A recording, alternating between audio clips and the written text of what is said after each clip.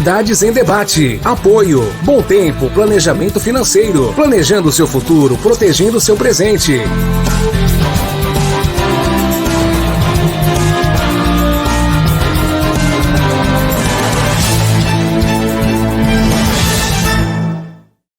Você tem um sonho? E gostaria de realizá-lo ou acha impossível? E você já fez um planejamento para que ele ocorra? E se eu te dissesse que tudo o que você precisa é dar um passo na direção certa? É verdade que não podemos impedir que imprevistos ocorram, mas podemos garantir que eles tenham impactos menores na sua vida. Deixe que nós cuidamos de você. Muito boa tarde para todos, sejam muito bem-vindos nessa sexta-feira, começando mais um programa Cidades em Debate. A gente já está vendo aqui o nosso quadro de convidados, né? Nós vamos estar apresentando um por um daqui a pouquinho e vamos trazer aqui as comemorações do dia de hoje, dessa sexta-feira, dia 7 de maio. Vou deixar aqui um grande beijo primeiramente para minha mãe, né? A dona Dalva, comemorando mais um aninho hoje. Parabéns, mamãe, um beijão para a senhora. Essa época do ano é aquela época do ano que eu tenho duas despesas, né? Dois presentes. Um agora e outro Dia das Mães, que é domingo. Bom, hoje também comemora-se o Dia do Silêncio, Dia do Oftalmologista, Dia Nacional das Montanhas Limpas e Dia Nacional do Ex-Combatente. Agora sim, vamos apresentar aqui o nosso corpo de convidados da mesa de hoje, o doutor Maurício Baltazar, o nosso advogado, ele que diariamente está conosco aqui no programa. Doutor Maurício, sexta-feira sextou, uma ótima tarde, seja muito bem-vindo mais uma vez. Boa tarde, Santiago. Boa tarde, Cristina, doutor Colela. Sejam todos bem-vindos. Boa tarde à sua audiência. Que tenhamos um debate produtivo e útil à nossa comunidade. Tá certo. Bom, nosso querido doutor Luiz Colela, né? Ele que é advogado e empresário aqui na cidade de Santos. Seja muito bem-vindo. Boa sexta-feira para você também, Colela. Boa tarde, Santiago, Maurício, Cristina. Tenhamos uma ótima sexta-feira com um dia bonito, ensolarado. Vamos indo.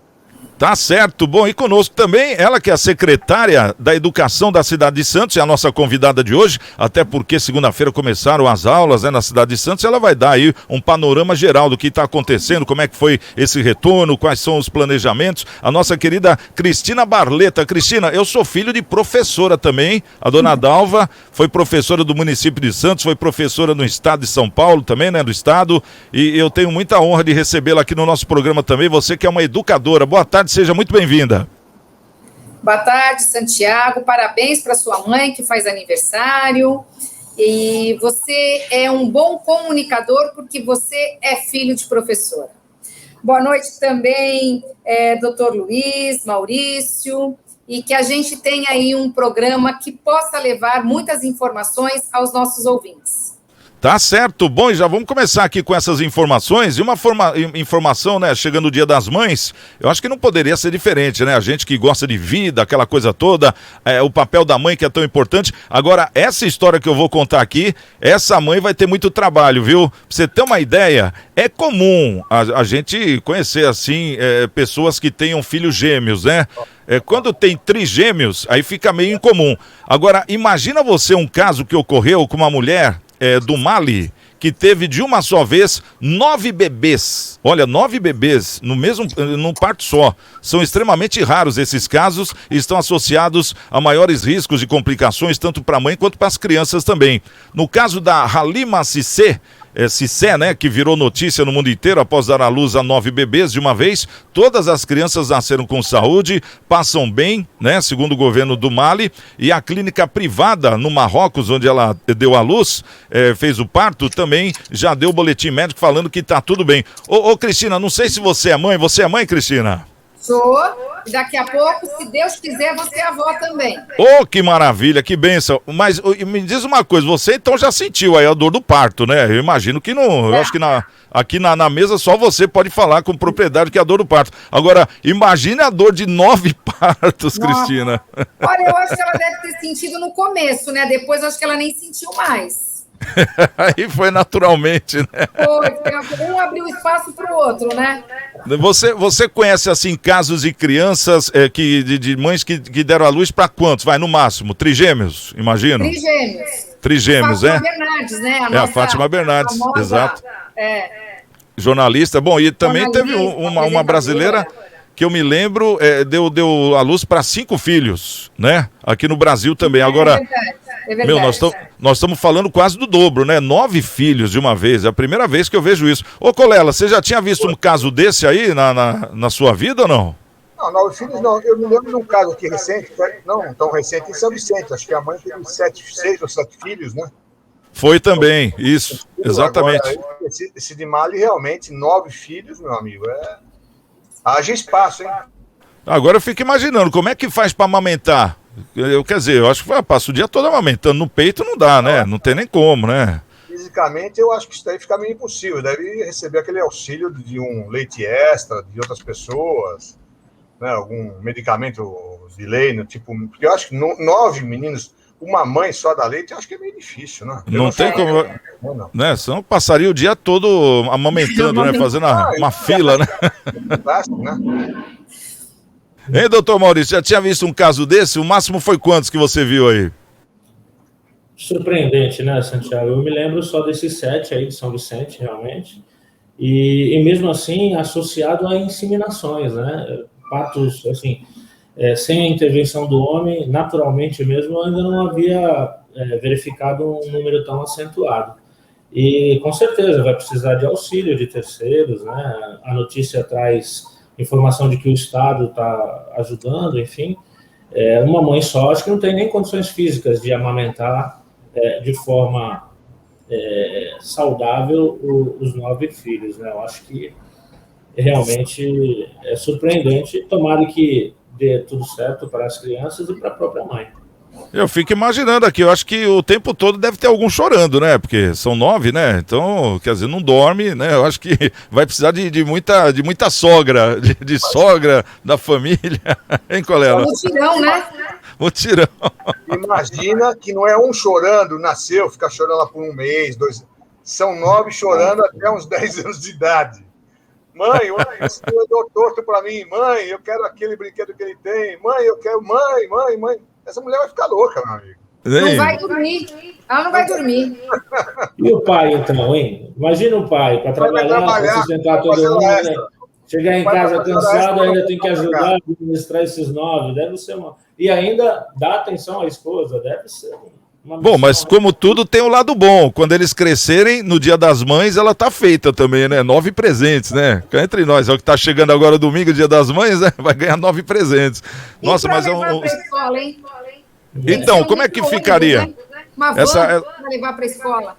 Nossa, eu imagino, quer dizer, a correria, levar para a escola, comprar material, então matricular, nossa mãe, quer dizer, e tudo na mesma idade ainda, metade da classe vai ser os filhos, né? Essa que é a verdade, porque deverão estudar na mesma escola, né? Que é perto de casa, aquela coisa. A vida dela, né?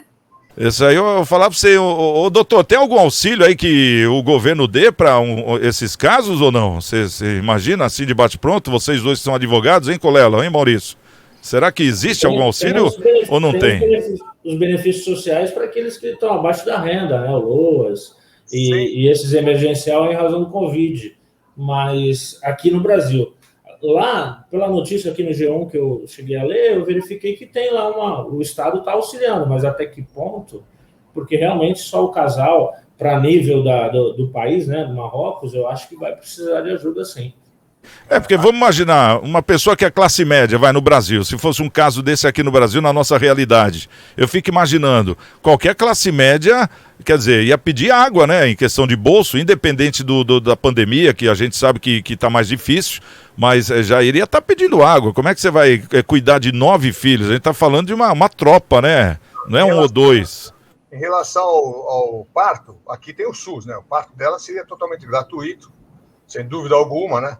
Mas após a sobrevivência, dependendo realmente da classe social e econômica que ela vive, seriam entidades de assistência, né? Que ajudariam uma classe baixa, né? Classe média, possivelmente do governo em si, não sei se teria alguma ajuda, não, viu? Seria a hora extra do pai trabalhando mesmo e a mãe tentando voltar para o trabalho e deixando os filhos com a avó. Fazendo uma creche só para ela, né? Oi? A creche seria só para ela, na faixa etária dela. Uma creche só para ela. Tem razão. Mas fazendo uma grosseira equiparação, trazendo essa família para cá, e se adequasse ao nosso LOAS, né, ia pegar a renda do pai, dividir por um número de pessoas, não ia dar aquele nível, aquele valor que presume-se ser suficiente para sustento da família, ele ia conseguir um benefício chamado LOAS. É um salário mínimo. O que um salário mínimo ia ajudar para essas 9 crianças? Aí, no caso, o Bolsa Família, como seria o Bolsa Família nesses casos, doutor? Não, também seria... o valor não fala o número de pessoas, né? A gente tem que levar em consideração 9 bebês e toda a necessidade específica para 9 bebês e o tratamento. Um salário mínimo, 2, 3, um salário mínimo para cada um deles talvez não fosse suficiente para esse momento da vida deles. Então, qualquer benefício nosso aqui ia ser aquém do necessário. Eu fico imaginando aqui o chá de bebê, o pessoal vai correr, né? Porque cá entre nós, né? Imagina o tanto de fralda que deve ter, né? É brincadeira, né? A gente fala meio brincando assim, mas a gente sente um pouquinho do desespero, né, hein, Cristina? Sente um pouquinho do desespero dessa mãe, né? Você é mãe de quantos? Eu tenho 2 filhos. E quer dizer, você sabe a realidade que é, né? Ter um filho, eu acho que todos aqui sabem. Não é fácil. E você já se imaginou alguma vez sendo mãe de gêmeos ou não? Gostaria muito. Gostaria de ter tido gêmeos. Mas é aquele negócio. Mesmo quando a pessoa já faz esse pré-planejamento sem ter certeza, né, de ter gêmeos, eu gostaria tanto de ter gêmeos, mas vem na cabeça, poxa, ia ser conta dobrada. Agora, nesse caso, realmente extrapola, né? Extrapola. Bom, deixa eu dar um recado. Faltou o microfone, Santiago. Faltou o microfone. Desculpa, doutor. Obrigado aí, viu? Obrigado. O doutor é meu fiscal aqui, ainda bem. Senão ia ficar falando aqui e ninguém escutar nada. Aqui a gente está fazendo uma campanha da alimentação, porque nós estamos passando por momentos difíceis, que é o momento da pandemia.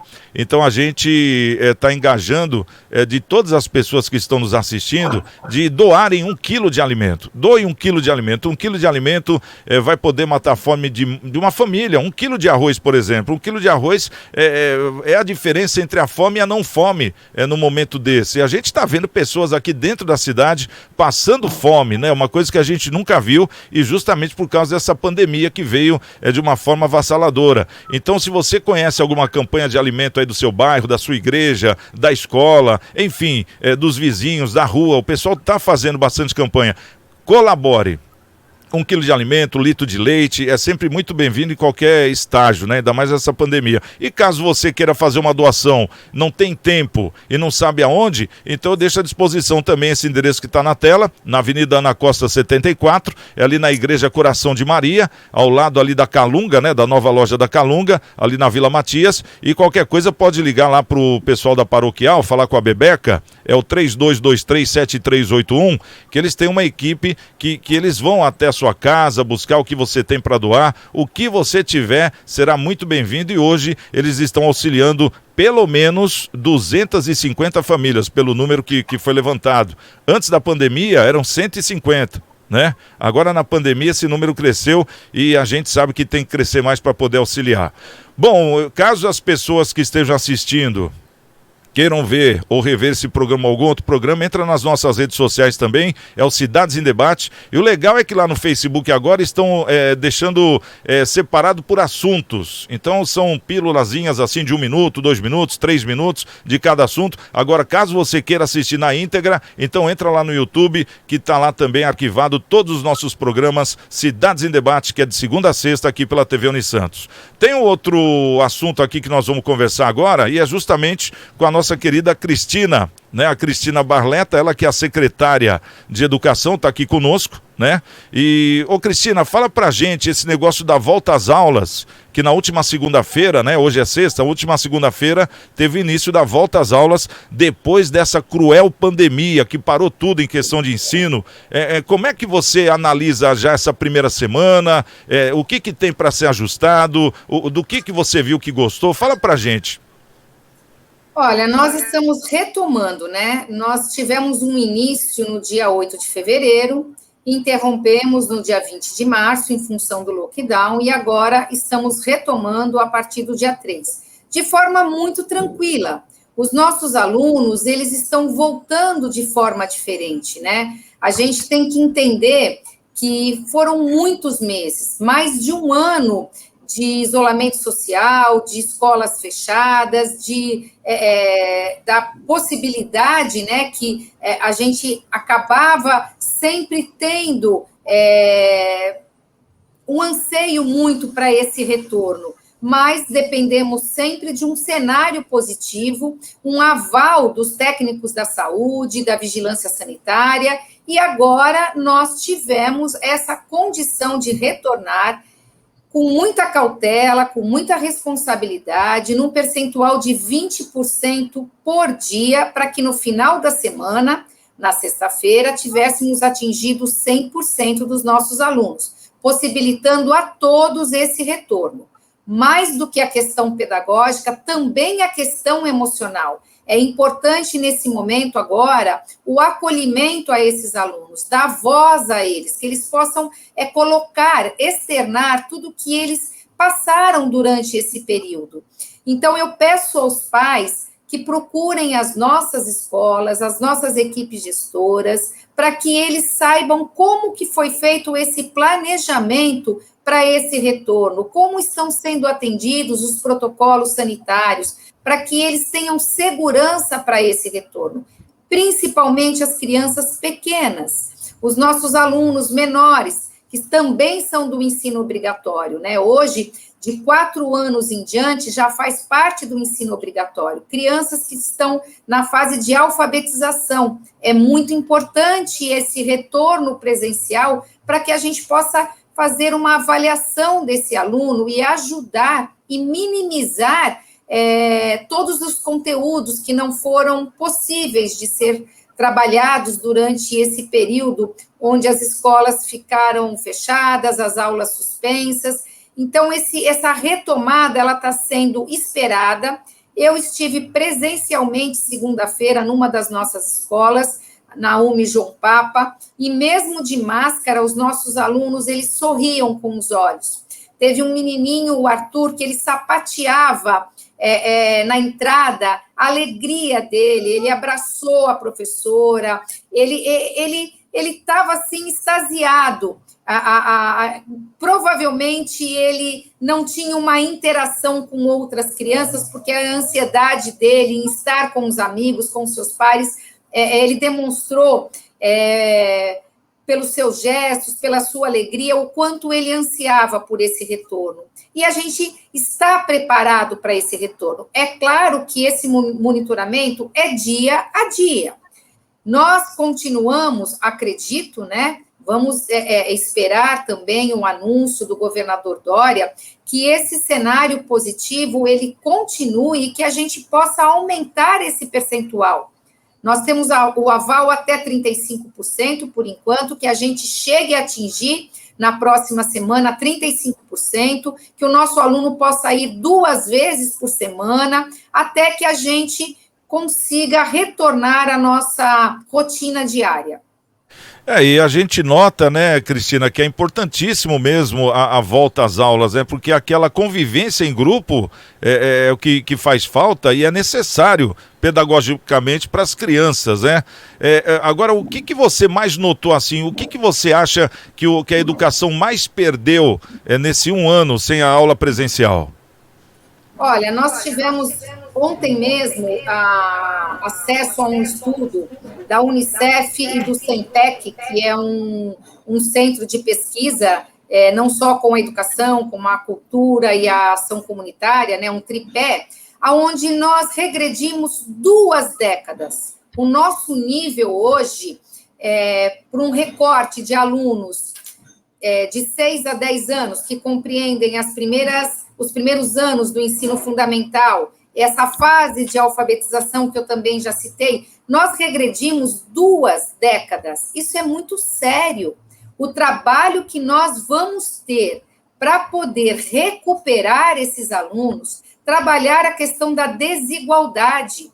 Então, a gente vai ter uma geração com problemas futuros. Essa conta vai chegar para todos nós. Uma sociedade que não vai ter os seus profissionais com o mesmo preparo, porque a educação básica não foi a mesma. Nós tivemos um rompimento que agravou muito essa situação.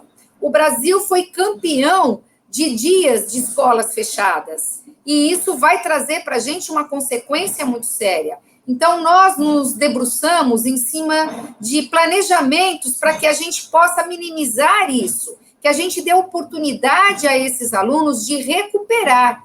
Mas esse recuperar tem que ser de uma forma motivada, de uma forma que os nossos alunos sejam protagonistas desse conteúdo, que eles estejam engajados, porque os nossos alunos só aprendem aquilo que interessa a eles. O resto é decoreba, né?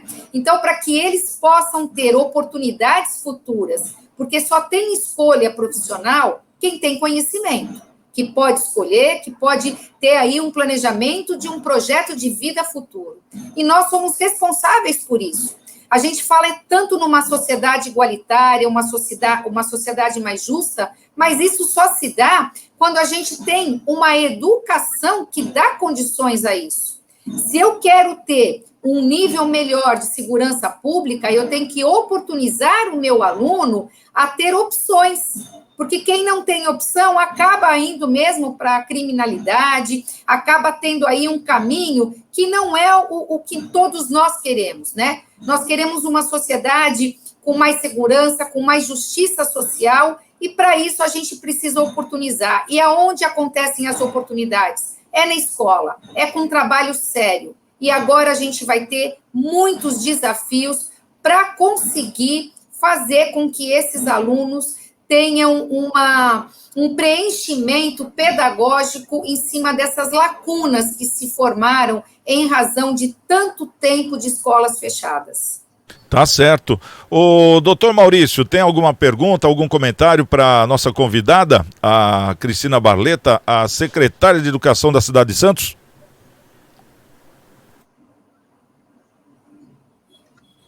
Tá fechado o microfone, doutor. Agora eu que aviso você, hein? Muito obrigado. Secretária, muito obrigado pelas informações. E eu gostaria de saber, já que já é um fato, né, essa pesquisa e essa constatação da senhora enquanto autoridade do município, quais as providências, o que o governo municipal pretende fazer para tentar recuperar esse prejuízo?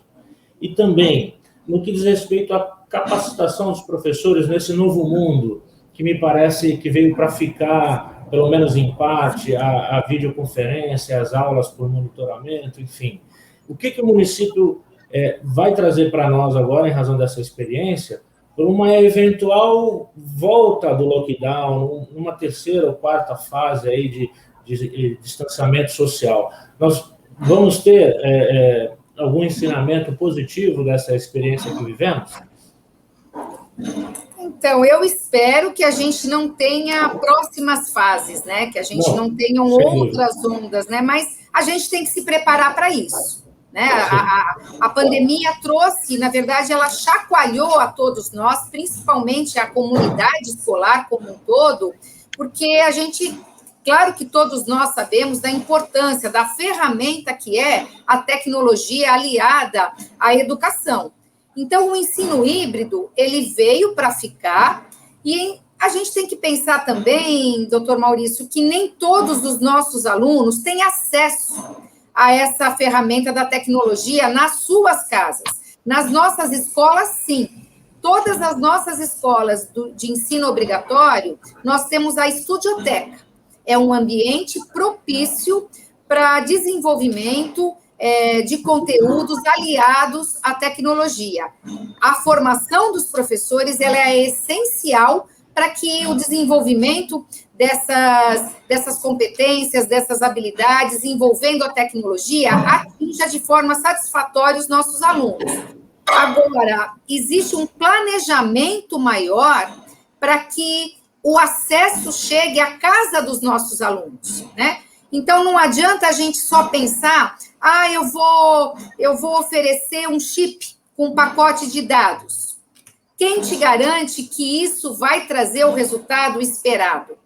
Então, eu sou muito a favor da ampliação do horário desse aluno na escola. Então, ele tem o período regular, o nosso planejamento é que a hora que tudo se acomodar, a gente ofereça uma ampliação para o aluno de 2 horas a mais por dia, para que a gente faça esse trabalho com a tecnologia, porque hoje os nossos alunos são digitais, né? Hoje a tecnologia ela é muito atrativa, então a gente precisa incluí-la no nosso processo ensino-aprendizagem. Então, o nosso planejamento é esse, é de busca ativa, mesmo não estando em pandemia, a busca ativa, hoje eu falo que é uma caça ativa, antes era uma busca, pós-pandemia, dependendo da faixa etária, a gente precisa trazer esse aluno de volta para casa.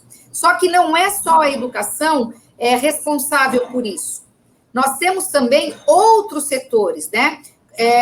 O Conselho Municipal da Criança e do Adolescente, os conselhos tutelares, Secretaria de Desenvolvimento Social, nós precisamos de um fluxo grande de ações para que esse aluno volte para a escola, que essa família entenda a importância desse retorno, mesmo que de forma remota. Se o aluno não tem a conexão, a retirada de material impresso, que tem o mesmo conteúdo das atividades pedagógicas propostas via portal, né, de forma remota, elas precisam ser retiradas. Esse aluno não pode perder o contato com a escola. O hábito de estudar, ele é muito difícil de ser adquirido, mas muito fácil de ser perdido. Então, a família precisa ter essa conscientização do vínculo, porque essa parceria escola-família é que garante o sucesso de um desenvolvimento intelectual, moral, a formação desses nossos alunos que serão futuros cidadãos, né? E a gente precisa da presença dele na escola. Então, seria as nossas ações, a busca ativa, que hoje se tornou a caça ativa, né? E afetiva também, porque a gente também tem que entender o lado emocional desse aluno, o quanto é importante emocionalmente ele estar nas nossas escolas. A formação dos professores, a formação continuada, ela é importantíssima para que o professor esteja motivado, esteja atualizado nessas ferramentas onde a tecnologia vem somar, vem trazer o interesse do aluno e também o ensino híbrido, né? A gente sabe que o presencial mais o remoto, ele vai ser daqui para frente a modalidade de ensino que vai ser adotada por toda a comunidade escolar. Tá certo. Luiz Colella, tem alguma pergunta, algum comentário para a nossa secretária? A pergunta, ela já falou muito sobre o assunto, esclareceu muita coisa, inclusive era uma das minhas perguntas, ela falou sobre o reforço escolar, eu acho fundamental, é uma das coisas que tem que haver, não tem como. Se não, a defasagem é o que ela falou, vai chegar lá no futuro, não vai ter como o rapaz saber que se chega ao 100 após o 99, porque ele só estudou até o 80. Então fica difícil. Vai ter uma lacuna que não é uma lacunazinha, é um espaço sideral. Então isso é fundamental. Outra coisa, a prefeitura, eu acho que tem que atuar junto aos deputados federais para trazer verba para a cidade, para conseguir também levar a internet para a cidade inteira, porque o problema do aluno também é a internet. Né? Nós estamos falando de escola pública, nós estamos falando de escola particular, que o garotinho tem Wi-Fi no quarto, o papai tem um Wi-Fi dele, estamos falando de escola pública, né? Que pode ter um Wi-Fi em casa, uma internet, mas às vezes fraca, porque baixa, a passagem é baixa, e para melhorar, inclusive para esses alunos fomentar a internet melhor nessa época de estudo. Tá? Agora, o que eu também acho importante, isso que eu vou falar agora é por ter passado por isso. Né? Eu estudei nos anos 60, estudei no Canadá nos anos 70. No Canadá tinha vestibulinho, colégio modelo do estado de São Paulo. Né? O empenho, o profissionalismo, o comprometimento dos professores. Porque criança, né? Adolescente é igual em todo lugar. Se der bobeira, ele está olhando para o passarinho que está lá fora, para a menininha que ele quer namorar depois, o adolescente, o jovem que quer tirar papelzinho no amigo da frente. Então, o comprometimento dos professores em dar a aula e cobrar é importante isso, né? Não é, estou cheio de aluno, não suporto mais cheiro de giz. Nem sei se hoje em dia tem giz, né? É tudo... não sei dizer, estou falando Ainda aqui. ainda tem. Entendeu? Eu me lembro, eu fui assessor do Rubens Lara por 4 anos, saudoso deputado Rubens Lara, e um dia nós estamos lá na Assembleia, chegou uma pessoa lá do interior, tal, deputado, o senhor precisa conseguir que eu me aposente, ou que eu me afaste da aula, tal, não sei o quê. Tá bom, mas o que aconteceu, né? Estamos esperando uma perseguição, alguma coisa? Não, sabe o que é? Eu fiz o concurso, tal, comecei a passar, mas agora eu cheguei lá, vou dar aula na lousa, eu vi que eu não suporto o giz, o pó do giz me faz mal. Sabe, passo um mês depois ela foi ver que o giz não fazia mal para ela. Sabe, é falta de comprometimento. A maioria é comprometida, mas agora, nessa fase, por causa da pandemia, tem que se comprometer mais ainda, mais pesadamente, né? Os recursos, salários, não é aquilo que nós esperamos, mas é uma carreira. Adotou essa carreira, tem que se comprometer e seguir adiante, né? Eu acho que é isso. A prefeitura realmente faz o que ela pode e tem que conseguir, junto ao governo federal, verbas para melhorar isso, né? E tem que ser aumentado o horário, não pode existir, deixar essa defasagem tomar conta dos alunos, porque senão ficam irrecuperáveis. Isso a gente aprende, porque mais para frente o negócio fica tão dinâmico, ainda mais na vida de hoje, que o que acontece hoje já é diferente amanhã, né? Na minha época, o átomo lá era o átomo e até lá, depois o átomo tem o subátomo, tem não sei o quê, que não sei o quê. O negócio é tão violento, né? E o aluno sabe mais ou menos, não é que ele já sabe a profissão, mas ele se dedica a alguma coisa. Ele gosta um pouquinho mais de matemática, ele gosta um pouquinho mais de história, sabe mais ou menos. Então, ele vai se empenhar quando ele gosta da matéria. Agora, se ele for cobrado em outras matérias, isso é muito bom, porque vai ver que não é só aquilo, que o mundo se expande frente a ele com o conhecimento. É difícil passar isso para uma criança, para um adolescente, mas devagarzinho, os educadores, por isso que são educadores, né? Por isso que são educadores. Tem que saber levar isso para as crianças, né? Nós tínhamos as nossas mães em casa que nos ajudavam a fazer lição, davam um tapa na cabeça se nós não levássemos a lição para casa. Não é violência, pelo amor de Deus, hein? Mas hoje as mães estão efetivamente ocupadas, né? Têm empregos, os pais têm empregos. Né? Então fica difícil a situação. Já era naquela época e é ainda. A escola, a professora ou o professor são os segundos pais e as segundas mães. Indo nessa linha aí do Colela, ô secretária, e os professores, como está sendo feita essa preparação? Porque também mudou, né? A questão de dar aula, como a gente estava comentando aqui na lousa, com giz, aquela aula raiz, né? Hoje mudou também. E esse conceito é acompanhado também? Como é que é feita aí essa modernização do professor para dar essa aula online? Na verdade, a gente vem fazendo formações com os nossos professores, com os nossos gestores, para que a gente se atualize da maneira como esse cenário vem se mostrando, né? A motivação é o principal fator que vai fazer com que a gente consiga recuperar esses conteúdos que não foram possíveis de serem trabalhados. E a gente tem uma resistência, sim, de alguns professores. Por quê? Porque na sua época de formação, isso não estava previsto. Então, ou às vezes até por falta de habilidade com a tecnologia, dificuldade em gravar uma aula, porque até para gravar essa aula, o professor precisa perceber que ela tem que ser de uma outra forma. Se a gente for para frente das telas, eu também sou professora, e dar a aula como se nós estivéssemos em sala, o aluno não vai dar nem 5 minutos. O desinteresse é total. Então, os nossos professores, eles têm feito um belíssimo trabalho, porque eles têm essa percepção. E professor tem uma pegada, assim, de ator, porque quando... Ixi, eu acho que caiu a conexão, mas deu para entender mais ou menos o que a Cristina está falando. Eu acho que daqui a pouco ela já deve estar de volta, né, para a gente encerrar esse assunto, porque tem mais 2 assuntos que inclusive condiz, né, ao que ela tá nos apresentando.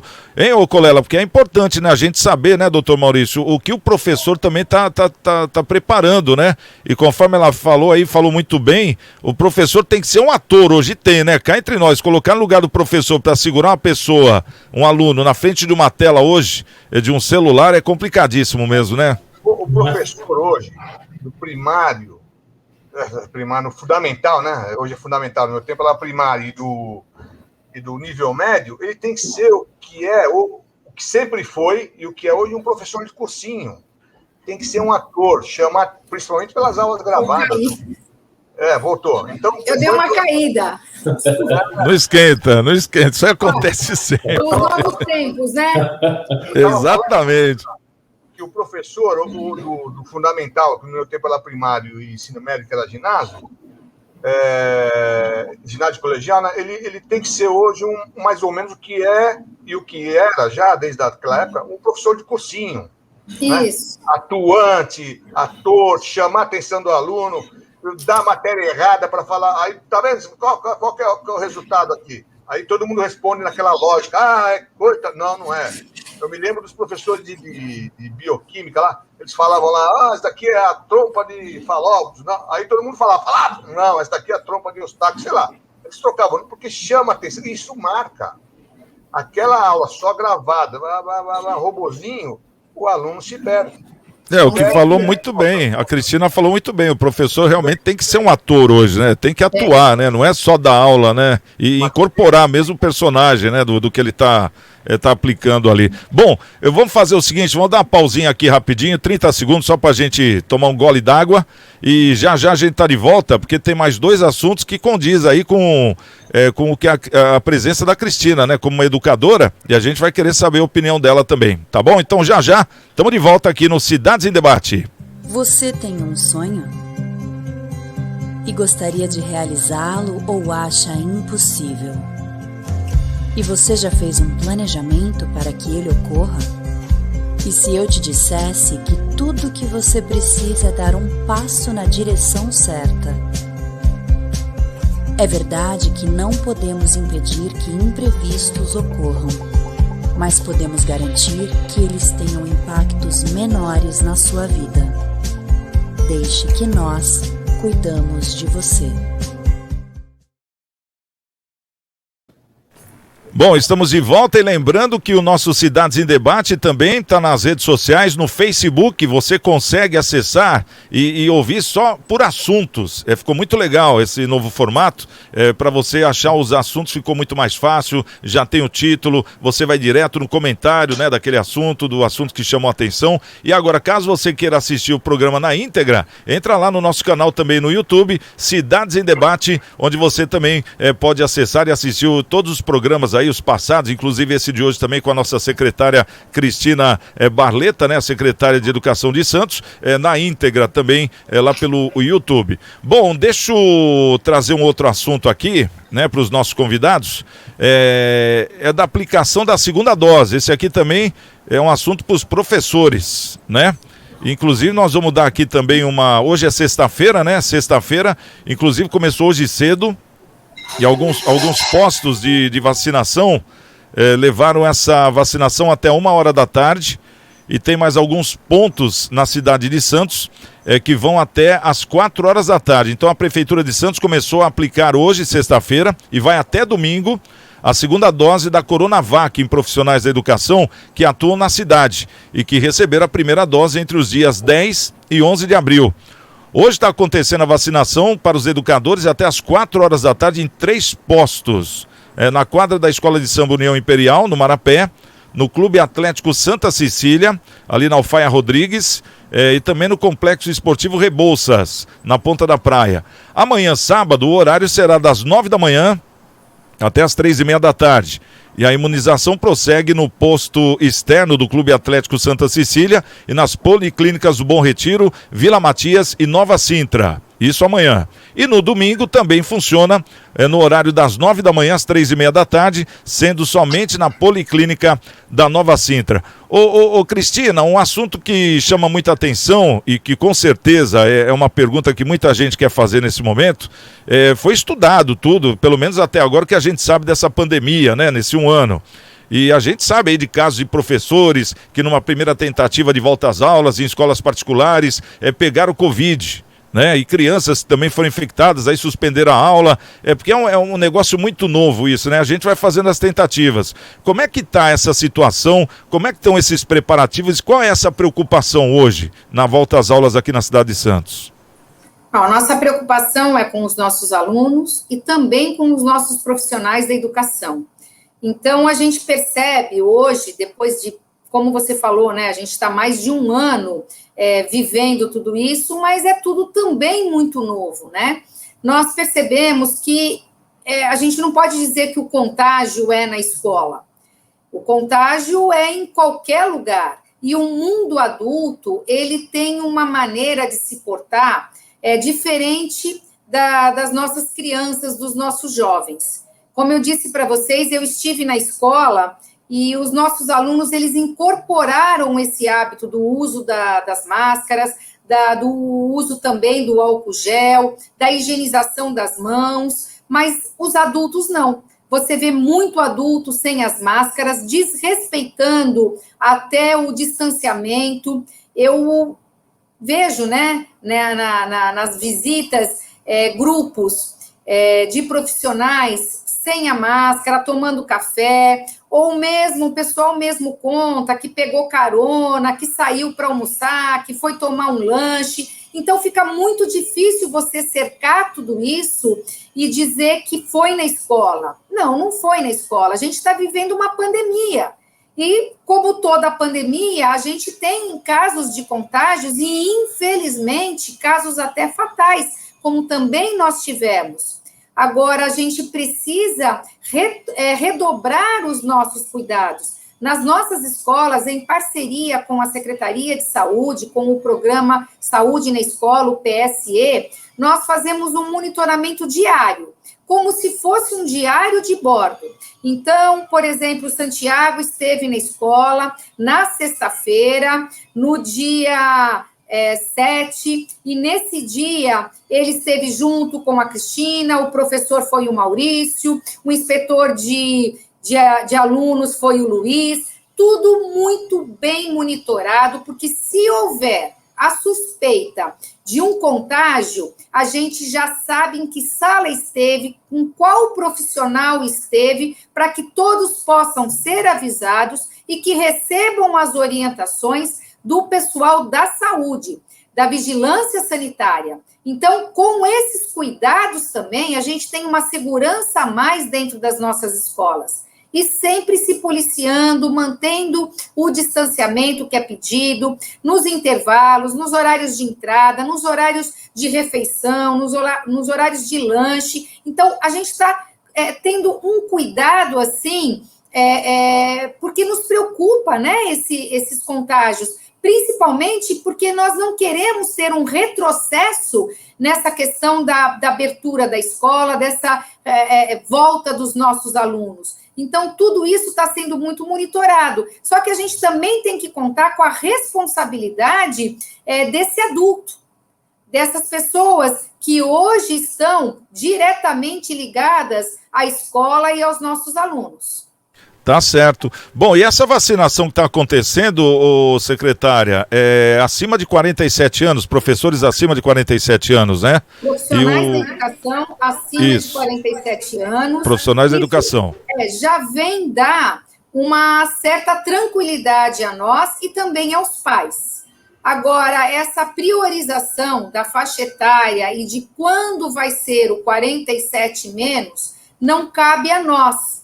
Nós recebemos um cronograma do governo do estado que também é repassado pelo governo federal. Então, quando chega para nós, já chega o lote identificado com a faixa etária e até a separação da vacina. Se é a Coronavac, se é a AstraZeneca. Então, o secretário de saúde, ele tem muito cuidado junto à sua equipe, que, por sinal, a gente tem que parabenizar, né? Porque eles estão, assim, sendo incansáveis. É sábado, é domingo, é feriado, à disposição em atender a toda aos nossos munícipes, né? Para que a gente tenha aí um percentual cada vez maior e uma segurança a mais, né, em relação ao contágio, à ocupação dos leitos. E, infelizmente, a gente não tem uma previsão de quando vem essa vacina. Nós temos que aguardar mesmo. Tá certo. E aquele negócio, né? A vacina deve chegar em cima da hora também, porque o Brasil tá atrás de vacina, né? Não dá nem para fazer Então, não dá nem para fazer um cronograma, né? Vai chegar dia tal, abaixo, quer dizer, chegou, vamos lá, e vai todo mundo, né? Assim, porque, quer dizer, tá faltando vacina no mundo, não é só no Brasil, né? Infelizmente. Ô Colela, tem alguma coisa a acrescentar? Não, eu acho fantástico da fala da secretária, o que eu não sabia, eu achei aqui perfeito, essa padronização de quem vai a uma escola, né? Entrou, falou com fulano, andou com ciclano, foi ali, tal, um controle total. É isso que é preciso, porque a verdade, Santiago, ninguém aí, um ano de pandemia, ninguém sabe aonde que essa doença, onde ela aparece e para quem que ela aparece, né? Fora as variantes que vem, né? Então, em função até das variantes. Então, o que acontece? Num primeiro momento, faixa etária, os idosos, tal. Evidentemente, não foi vacinado todo mundo junto, porque não há vacinas no mundo para vacinar todo mundo junto. Mas aqui teria que ser observado um tripé, né? E os governos federal e estadual têm que observar e determinar os municípios também. Educação, saúde e segurança é fundamental. São as ofertas básicas que a Constituição manda dar ao povo, né? Educação, saúde e segurança. E até transporte. Mas transporte ninguém está conseguindo porque não tem vacina. Então, é perfeito. E quanto, só mudando um pouquinho para o secretário da Saúde, eu, num outro programa, eu critiquei muito ele no começo, porque se formavam longas filas, porque as aplicações eram só em policlínicas, não sei o que lá, e não tinha opção. E o pessoal ia para um sol escaldante e ficava lá, e às vezes chegava lá, terminou naquele dia, e critiquei e falei, olha, é impossível que não se façam convênios com igrejas, templos. E agora, pela minha satisfação, eu estou pouco saindo. Ontem eu tive que viajar e passei. Tem no Templo da Ana Costa, tem na igreja na Afonso Pena e tem em outros lugares. É isso que o povo não pode ir em busca de uma salvação e ficar debaixo de um sol, de pé. São pessoas idosas, né? Então, também acho que ouviram o reclamo e se condicionaram logo em seguida a prestar o serviço público que deve ser prestado ao cidadão santista. Muito legal isso. A atuação da administração realmente está de parabéns. Bacana, porque é muito fácil a gente criticar, que a gente também critica, a gente puxa a orelha, né? Mas a gente tem que abrir esse espaço, que nem a secretária falou muitas coisas aqui que eu não sabia, né? Esse próprio radar aí que existe, né? Que é uma coisa maravilhosa mesmo. Então tem que ser aberto esse espaço para essas pessoas como a secretária, que são profissionais vividos, né? E ainda mais essa mudança, nessa transição, para trazer para a gente justamente o que está acontecendo. Doutor Maurício, algum comentário, doutor? Por enquanto, só agradecer todo o esforço da secretária, que apesar desse movimento, dessa situação maluca que vivemos, que a pandemia impõe a todos, conseguiu exercer um bom serviço, prestar um bom serviço, que é evidente, tem críticas, pode melhorar, mas só as informações de que estão buscando essa melhora, essa qualificação, especialmente dos professores, para se adequar a essa fase que não vai nos abandonar, vai ficar aí, né? Vai ser uma forma de estudo, enfim, mesmo depois da pandemia, e agradecer pelo esforço e torcer para que não venham novas fases e a gente consiga diminuir esse espaço de perda de ensinamentos em razão do afastamento social. Tá certo. Bom, vamos trazer um assunto aqui que é um assunto importantíssimo também, aproveitando a presença da secretária, porque é um assunto que a gente não gosta de falar, mas aconteceu, foi lá em Santa Catarina, né? Deixa a gente até meio emocionado, né? Porque eu tenho uma netinha que é da idade dessas crianças, que aconteceu essa tragédia. Então a gente realmente se coloca no lugar dos avós, dos pais, então comove muito, né? Mas a gente tem que falar, porque a gente tem que aprender com os erros, com o que acontece, né, com as falhas que nós temos socialmente. Então vamos falar sobre o atentado da creche em Santa Catarina, que deixou não somente o estado catarinense em luto, mas com certeza o país todo. E as últimas informações sobre o autor dos crimes, que foi um adolescente, da motivação ainda estão sendo esclarecidas, né? Mas o que se sabe, de acordo com os investigadores, é que o perfil do criminoso pode indicar pistas sobre os fatores que levaram ele a cometer essa tragédia, né? Vamos falar assim. Segundo familiares, o jovem é um jovem problemático com a idade, é um adolescente, né? Que ainda está no ensino médio e ele está sofrendo bullying na escola. É o que ele estava sofrendo bullying na escola, e segundo os pais, por conta do bullying, o jovem não queria mais ir à escola nos últimos tempos. Nos últimos dias antes da tragédia, ele já havia se afastado dos poucos amigos que possui. Foi o que explicou o delegado-geral aí da Polícia Civil de Santa Catarina, o Paulo Norberto. Secretária, o comportamento, ainda principalmente do jovem, do adolescente, a gente sabe que a mudança, testosterona, os hormônios, né, ficam muito evidentes. Como você vê?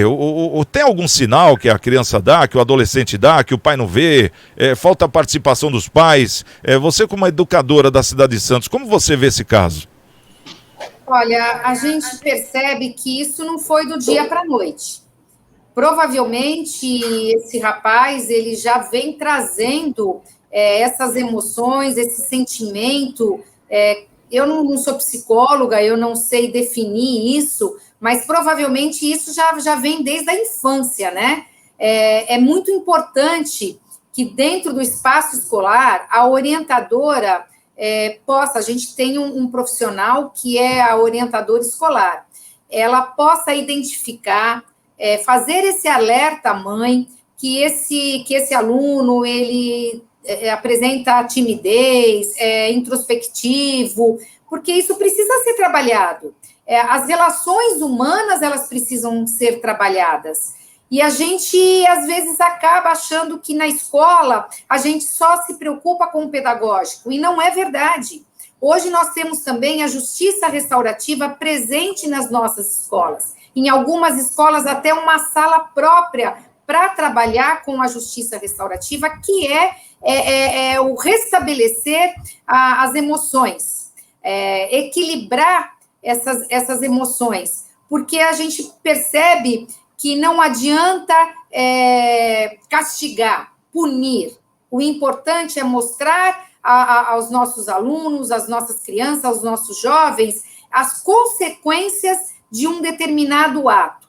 Dependendo do caso, envolvendo até as famílias, e por meio de um círculo, nós conversamos, nós trocamos os papéis, para que eles comecem a perceber que esses atos de agressividade, o bullying, porque esse rapaz também sofreu bullying, o quanto isso traz e deixa legados que vão trazer essas consequências futuras em momentos trágicos como foi esse, impactante, né? Eu fiquei extremamente chocada quando eu vi isso na televisão, no jornal. Isso me trouxe um sentimento muito ruim. Como deve ter sido a vida desse rapaz, né? O que ele passou para chegar a ter uma atitude como essa. E ele ser tratado, porque ele não morreu, ele tentou se matar, mas ele foi operado, pelo que eu li, ele está sendo tratado, e realmente é uma pessoa que precisa de uma assistência constante, porque ele traz consigo um sentimento que precisa ser entendido, o porquê com criança, o porquê com as meninas, com as professoras que estavam naquele momento, porque não foi revelado nenhuma ligação, não foi ex-namorada, não foi vingança. O que motivou tudo isso? O emocional das pessoas é muito complicado, né? Às vezes você está perto de uma pessoa e você não tem ideia do que ela é capaz. Então, a melhor opção é nós tratarmos os nossos alunos, as nossas crianças, emocionalmente equilibrando para que eles possam ter uma corrida pela educação básica com equilíbrio, emocionalmente falando, porque nem sempre nesse contexto familiar eles têm escuta, eles têm a percepção da família, que não é normal passar muito tempo no quarto fechado, a socialização é muito importante, e dá a oportunidade deles comentarem o que aconteceu na escola, você sofreu bullying, você sofreu algum tipo de agressão, e ter esse contato. Família e escola, como eu disse anteriormente, é fundamental, é de suma importância esse vínculo, porque a gente passa para os pais o comportamento do filho na escola e vice-versa. E é assim que a gente consegue construir ao longo, né, do seu desenvolvimento, uma criança emocionalmente também saudável. E muitas vezes, que nem no caso dele, nós até comentamos isso ontem, a fuga dele era o videogame, né? Tanto que ele não parava de falar depois do ato, quantas vidas eu ganhei, né? Como se tivesse num jogo de videogame. Então, quer dizer, acaba sendo a fuga, esses jogos de guerra, não sei, vai saber, né, o que acontece. Mas tudo, o start, quer dizer, foi esse plano todo, né, que você acabou de falar, né, secretária? Que foi o que abalou mesmo o Brasil com essa cena que nós vimos aí. Bom, 1 minuto para cada um. Colela, considerações finais aí.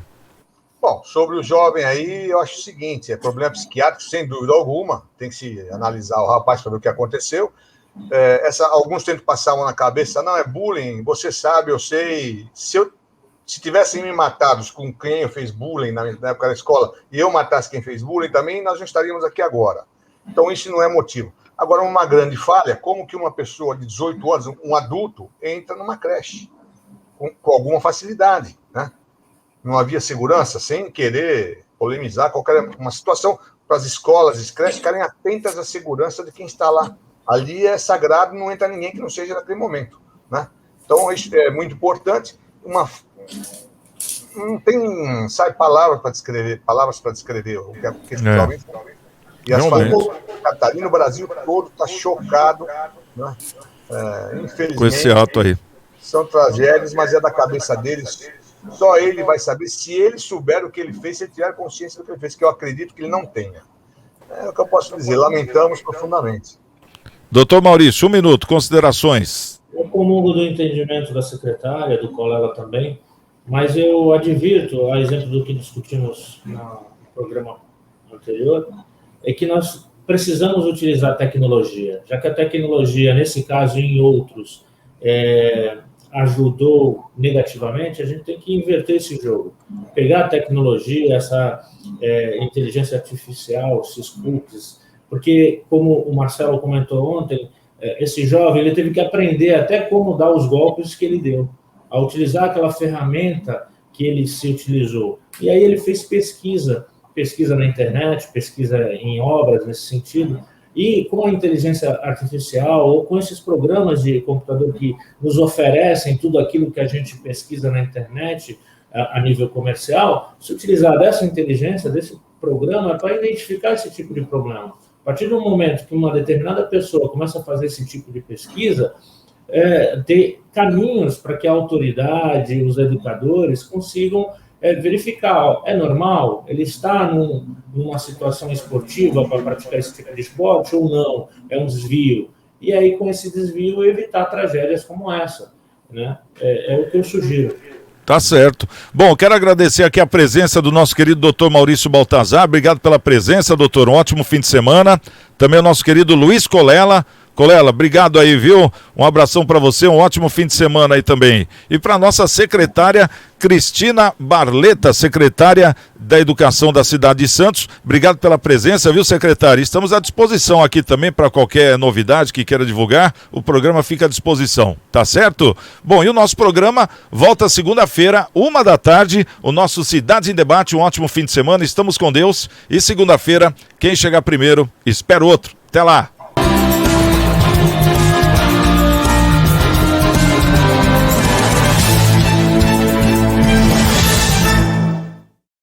Você tem um sonho? E gostaria de realizá-lo ou acha impossível? E você já fez um planejamento para que ele ocorra? E se eu te dissesse que tudo que você precisa é dar um passo na direção certa? É verdade que não podemos impedir que imprevistos ocorram, mas podemos garantir que eles tenham impactos menores na sua vida. Deixe que nós cuidamos de você. A minha rádio é massa e eu vou cantar. A minha rádio é massa, eu vou comemorar. Massa é mais que paixão, e o som da massa é o que eu quero ouvir. Massa é ter amigos e poder